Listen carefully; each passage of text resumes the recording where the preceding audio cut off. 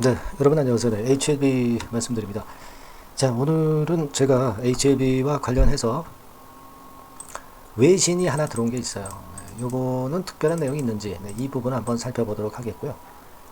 그리고 미국 시장 폭락 사태가 지난 주말에도 이어졌던 그런 부분인데 그렇다면 HLB는 무사할 수 있는가? 이 부분에 대해서도 제가 말씀을 좀 올리도록 하겠습니다. 그래서 미국 시장에서도 그 헬스케어나 제약 지수가 있죠. 이 지수들의 움직임과 연계해서 대한민국의 그 제약바이오 헬스케어 쪽의 주가는 어떤 식으로 전개가 될 것인가. 네, 이 부분도 일단 중요하다고 봅니다. 네, 자, 이와 같은 부분에 대한 말씀을 제가 드리도록 하겠습니다. 그리고 영상 후반부에는 대박주 하나 말씀드립니다. 저평가 성장주죠.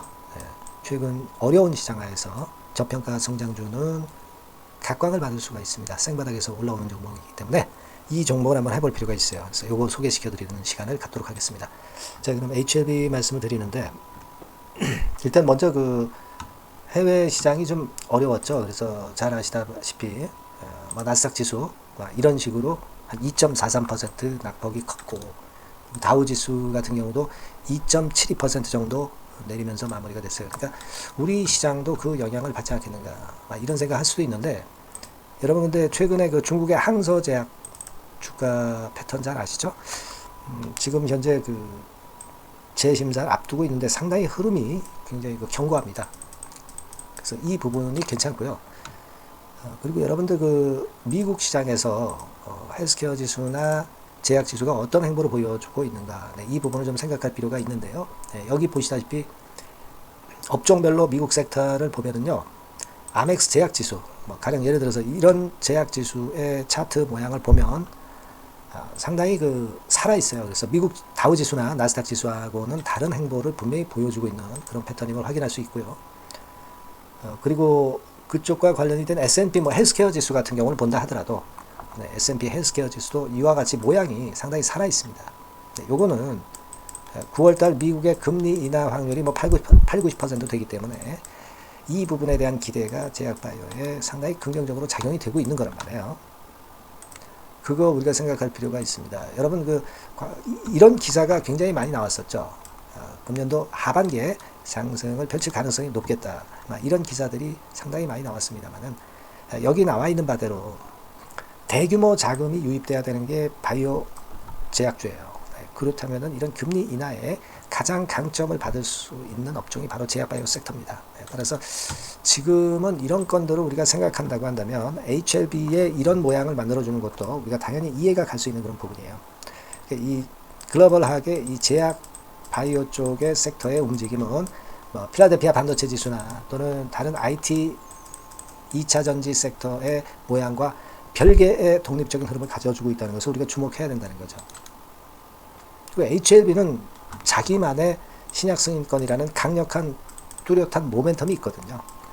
그래서 이번 지수 폭락 사태에서 살아남을 수 있는 게 이제 HLB 관련주다. 이렇게 말씀을 좀 드리고 싶고요. 그리고 또 하나 있죠. 우리가 매물이 지금 현재 말라있기 때문에 쉽게 내리질 않는다는 말씀을 여러 번 제가 드렸어요. 그러니까 이 매물이라든가 모멘텀이라든가 또는 글로벌 제약 바이오 섹터 움직임들을 볼 때 괜찮아요. 괜찮습니다. 그리고 또 하나는 외신이 하나 들어와 있는 게 좀 있는데요. 자, 여기 보시면은 그 synapsepastap.com 이라는 사이트에서 이런 그 기사글이 실렸어요. 이거는 이제 엘레바에 대한 겁니다. 엘레바에 대한 건데, 자, 요거를 번역을 해보면, 네, 요 내용이에요. 1차 간암 세포 치료제에 대한 NDA 재제출이라고 그렇게 나와 있습니다. 자, 요거는 우리가 지금 하려고 하는 재신청권에 대한 그런 기사글입니다. 그래서 이게 나왔길래 그렇다고 한다면 여기서 어떤 구체적인 일정 이런 것들이 좀 나왔으면 좋겠다는 생각을 해보고서 쭉 봤는데 그 일정권은 이제 나오진 않았어요. 그러니까 우리가 이미 알고 있는 엘레바의 재심사 신청권에 대한 얘기를 그냥 한 겁니다. 그러니까 우리가 이미 알고 있는 범위를 크게 벗어나지 않았어요. 그래서 색다른 재료가 좀 나왔으면 좋겠다는 생각이었는데 그렇지는 않았습니다. 그래서 좀 아쉬운 생각이 들었지만 이런 외신권과 관련해서 만약에 색다른 재료가 나온다고 한다면 바로바로 제가 말씀을 드릴 거니까 여러분들은 그 HLB라고 문자 주시면 이런 자료를 남보다 빨리 받아볼 수 있다는 거 다시 한번 말씀드리고 싶고요. 우리가 뭐 그 외신에서 아주 특이한 사항이 좀 나왔으면 좋겠는데 그건 없었습니다. 하지만 제가 오늘 간략하게 말씀을 좀 드린 것처럼 글로벌 지수가 폭락하는 상황 속에서도 제약바이오 섹터는 건재하다는 걸 우리가 상당히 HLB도 긍정적으로 보셔야 된다는 거 하고요.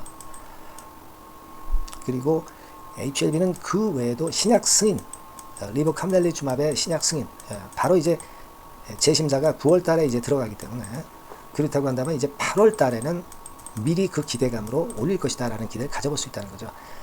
미팅 전에, FDA 미팅 전에 시세가 폭등을 했던 것과 같이 그런 부분들이 발생할 가능성이 좀 높기 때문에 HLB는 좀 느긋하게 좀 보셔도 될 거다.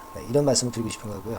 수급적으로도 여러분 매물이 없는 것을 분명히 보여주고 있다고 말씀드렸어요. 이 세 가지가 지금 현재는 가장 강한 모멘텀이 될 수 있다. 이걸 자꾸 제가 말씀을 드릴 수 있는 겁니다. 그리고 일전에 말씀을 드렸지만은 우리가 학회권과 관련해서도 충분히 학회 모멘텀이 등장할 수 있는 거리가 있다. 이거 다시 한번 말씀드리는 거죠.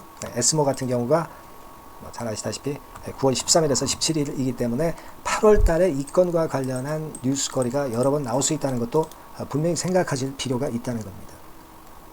9월 달 미국 금리 인하는 우리가 잘 알고 있는 강력한 모멘텀이고 요건과 더불어서 여러분 지금은 아마 저공증 확장권에 대한 얘기가 아직 안 나오고 있지만 요건도 이제 좀 시동을 좀 걸 수 있지 않겠나. 국내 품목 허가권, 그죠? 네, 그리고 유럽 허가권과 관련한 재료하고요. 그리고 재심사 서류 제출하는 건 그 뭐 일단 당연한 거고요. 외자 유치권도 아마 재심사 제출을 하면 요건과 관련한 부분도 이제 재료로 등장이 될 수 있을 거예요. 그러니까 지금 뭐 보면은 HLB와 관련해서 불리한 건의 재료가 별로 없어요. 요걸 생각하실 필요가 있다 이겁니다. 그리고 제가 말씀드렸지만 8만원 권역을 유지를 하는 것은 차트상으로도 21선과 비슷한 위치에 있기 때문에 이거 뚫어내는 것은 재료만 나오면 굉장히 쉽다는 거, 이런 부분도 감안하셔야 됩니다. 그래서 좀 여유를 가지시고 우리가 새로 오는 한 주간을 좀 보실 필요가 있다. 8월 달에는 HLB가 시세를 낼 수 있는 충분한 정황이 되고 있다는 것을 우리가 믿어 보셔야 될 것 같습니다. 여하튼 이런 건과 같이 관련해서 색다른 급작스러운 재료는 항상 등장할 수 있는 게 이제 주식시장이기 때문에 요건과 관련한 부분은 HLB라고 문자 주신 분에게는 제가 최선을 다해서 도와드리고 있습니다. 꼭 참고하시고요. 자, 그리고 제가 대박주 말씀드린다고 그랬죠. 저평가주, 그러면서도 성장주, 이런 것들은 지금 시장 흐름에 맞는 종목일 거예요. 이걸로 큰 시세도 한번 내보시기 바랍니다. 지금부터 말씀드릴게요. 네, 이미 서두에 제가 예고를 해드렸지만은 이 대폭 무상증자가 가득한 종목, 요거를 오늘 가지고 와봤습니다.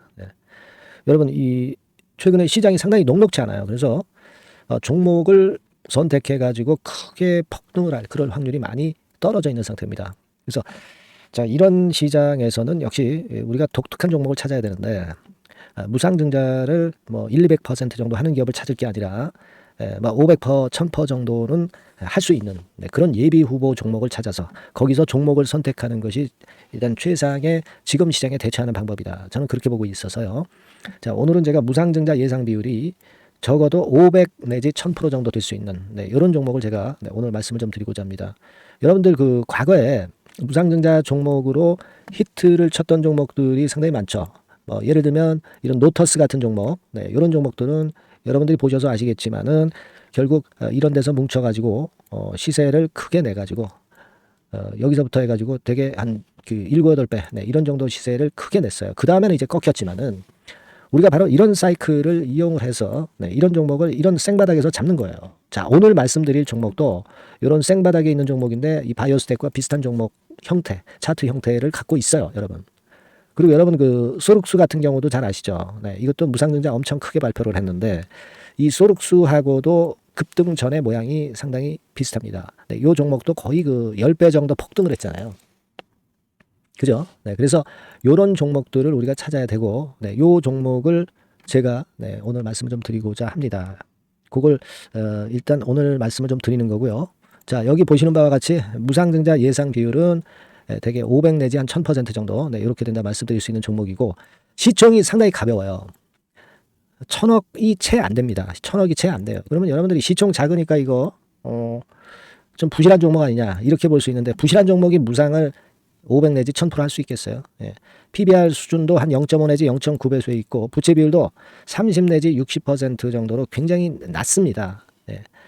예, 그리고 무상 재원으로 볼 수 있는 이 유보율 같은 경우도 무려 5000 내지 8000% 이 중간에 속해 있는 그런 기업이에요.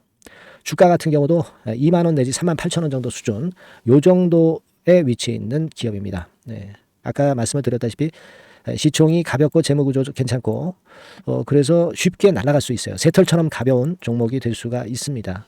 근데 그게 지금 현재 막 뜨기 시작하는 그런 초기 단계를 형성하고 있기 때문에 여러분들이 한번 해보시라는 거예요. 그 현금 유동성 같은 경우로 제가 보니까 최소 그 한 500억 정도는 보유하고 있어요. 네, 500억 정도. 지금 자기 자본이 아주 작습니다. 아주 작은데 현금 유동성이 500억 정도 된다고 한다면 이거 대단한 겁니다. 안전이 보장된 거고, 그런 상태에서 무상증자를 할 가능성이 상당히 높아요. 충분한 현금 유동성 확보했다. 매출 같은 경우도 이게 들쭉날쭉하지 않고요. 안정돼 있어요. 네, 안정돼 있기 때문에 무상증자 종목으로서 메리트가 있는 거죠. 리스크가 없다는 얘기예요. 최근 1년간 눌러놓고 이제 좀 매기가 들어오고 있다 이거예요. 예. 그래서 요 종목은 여러분들이 한번 꼭 해보셔야 될 것 같습니다. 네, 요거 종목을 좀 바꿔, 그리고 매수 타임 하고요. 나중에 이제 매도 타임까지 제가 다 말씀을 드릴 거예요. 매수 매도 타임을 끝까지 케어를 해서 말씀을 드릴 겁니다. 그러니까 여러분들이 무상이라고 문자 주시면 돼요. 네, 무상이라고 문자를 주시면 제가 최선을 다해서 끝까지 제가 케어를 할 겁니다. 아시겠죠? 이거 꼭 하셔가지고 대박 좀 내시고요. 네, 무상이라고 문자 주시는 거 꼭 잊지 마세요. 네, 그렇게 말씀드립니다.